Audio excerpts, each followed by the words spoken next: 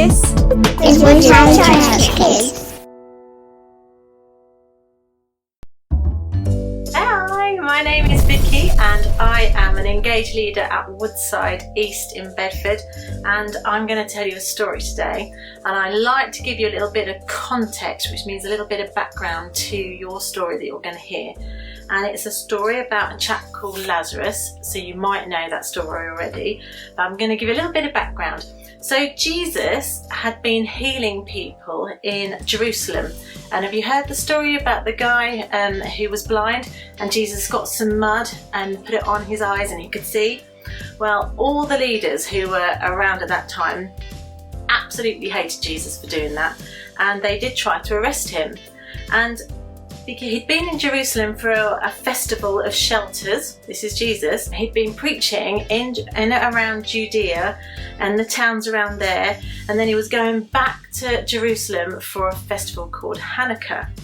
And the leaders tried to arrest him many times, so Jesus left to go to the east of Jordan, the Jordan River, to do some more preaching, because that's what Jesus did. He did loads of preaching. And okay, so I'm going to read a story, and there's a place called Bethany. There's a name of a town, like we're Bedford. There's a town called Bethany, and that's about 2 miles away from Jerusalem, on the road to Jericho. And that's near enough for Jesus to be, near enough for Jesus and his disciples to be in danger from getting arrested again, but far enough away so they wouldn't get into too much trouble or get too much attention.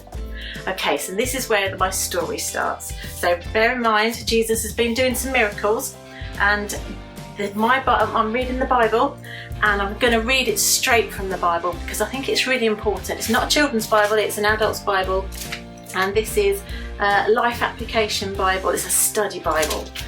Anyway, okay, so the title of this is quite dramatic. It says, Jesus encounters crucial events in Jerusalem.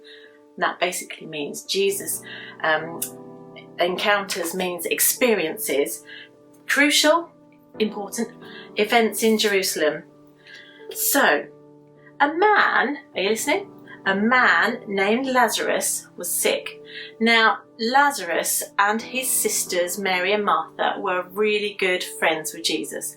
Jesus had been to their house many, many, many times before. So they were really good friends and they loved one another dearly. And he'd stayed there a lot often, and they had seen his miracles. So they'd seen him perform his miracles many, many times. And most importantly, they believed his ability to do the healing. They believed that he could do it. So, a man named Lazarus was sick. He lived in Bethany. So the 2 sisters sent a message to Jesus telling him, "Lord, your dear friend is very sick." But when Jesus heard about it, he said, "Lazarus' sickness will not end in death. No, it happened for the glory of God, so that the Son of God will receive glory from this." Basically, he's going to perform a miracle so that they can see, that they will believe who Jesus is.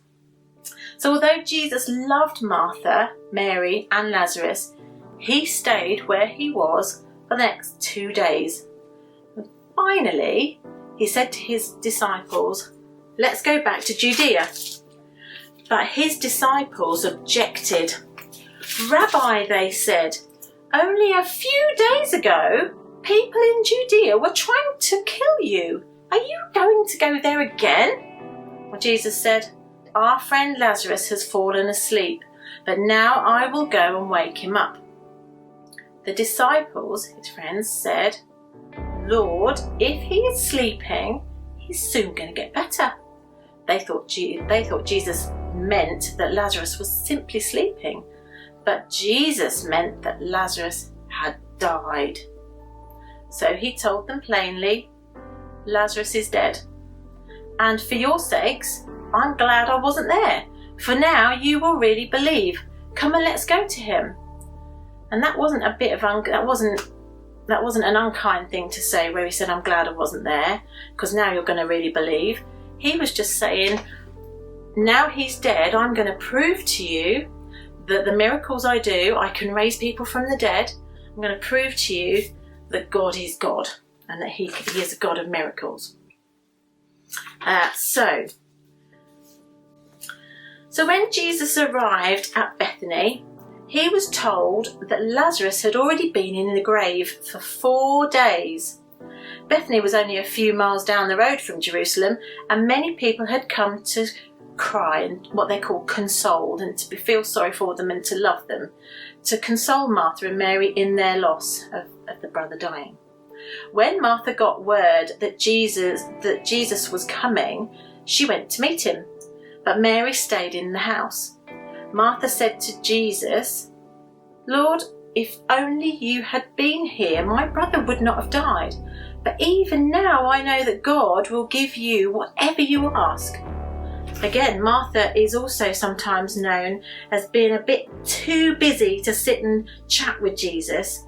But here she's a proper woman of faith, because she says, "We know that God will do whatever you ask."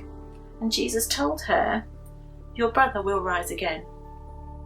"Yes," said Martha, "he will rise when everyone else rises on the last day."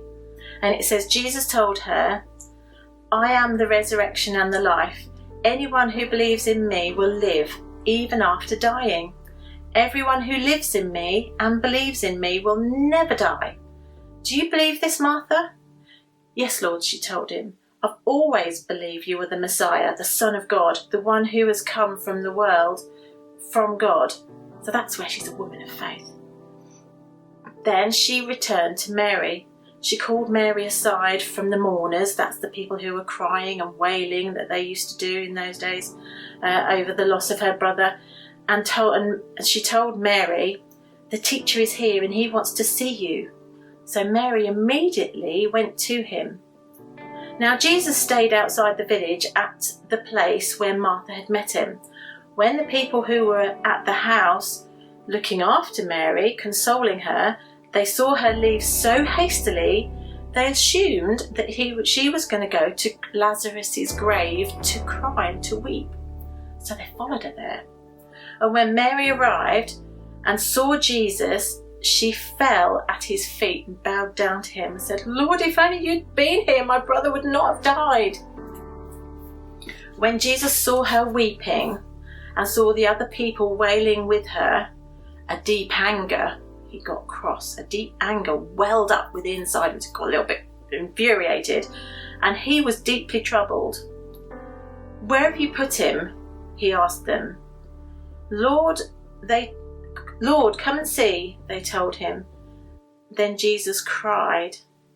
Now that's either because he actually, loved them and was weeping and crying with them, or he was a bit frustrated at their lack of belief. I don't know which one. So he cried, then Jesus wept. And from that, I would say to you, never be afraid of revealing our fears to Jesus. Okay? Never be afraid to reveal our feelings, our true feelings, to Jesus. He understands and he cares because he's also experienced that too.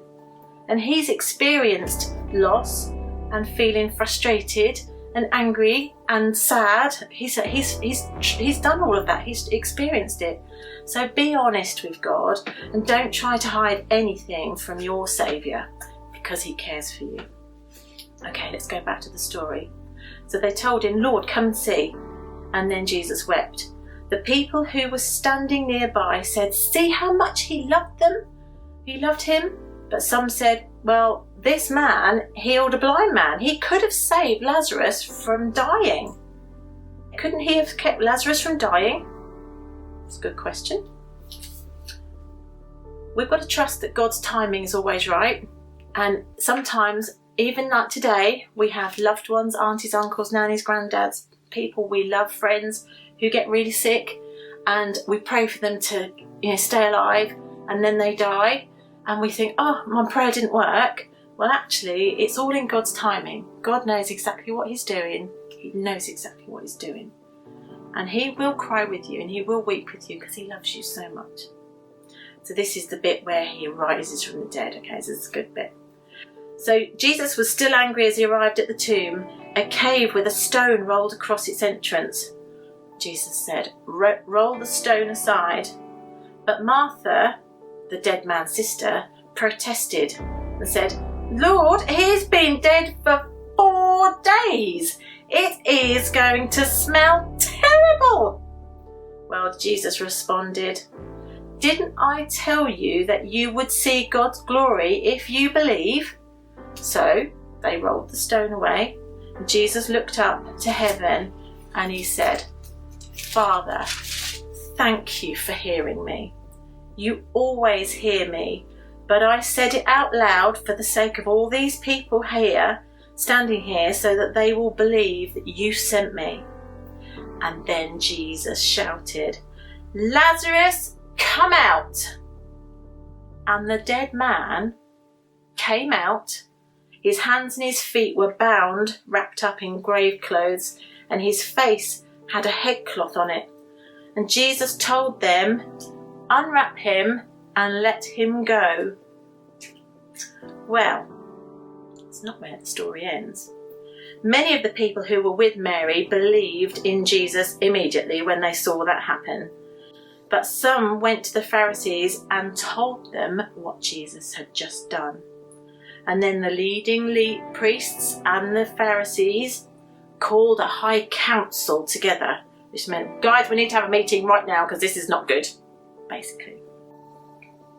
So from that time on, Jewish leaders began to plot Jesus' death. Did you know that we have no idea what Lazarus actually thought about his own death? Did you know that? I'd never even thought of that myself. We have no idea about what Lazarus thought about his own death. In fact, we don't even have a record of one single word that Lazarus spoke. Did you know that? I didn't. That's why I like doing kids' work, because I find out loads of exciting stuff. In fact, we don't have a record of a single word he said. But we do know that he listened to Jesus. And when all is said and done, only what God does through us is what really matters. So we've got Jesus' invitation to participate, that means join in with his work. But we shouldn't forget that God will do so much more than we will, okay? We can delight in what we can do and help and, try and offer for people. But God does so much more with our little tiny offerings. He does so much more. So you might go and tell your best friend about Jesus and say, "I've got a friend called Jesus and he's amazing." And then what God does, or Jesus does, in your friend's life will blow their socks off. So just because you might tell someone about Jesus, what God does behind that is phenomenal. So I would say to you, it's all about God's timing. He knows what he's doing. So trust in that. This is a great story. I know it's about someone being sick, but he was raised to life so that people could glorify God. And that was an incredible thing. And lots of people loved Jesus and followed him and became followers of him because of of what he did, because of this miracle. Have a fantastic day. Enjoy whatever you're doing. If you're playing games, watching TV, going for a walk, have a lovely time. Take care and I will see you soon. Cheerio guys. See you soon. Bye.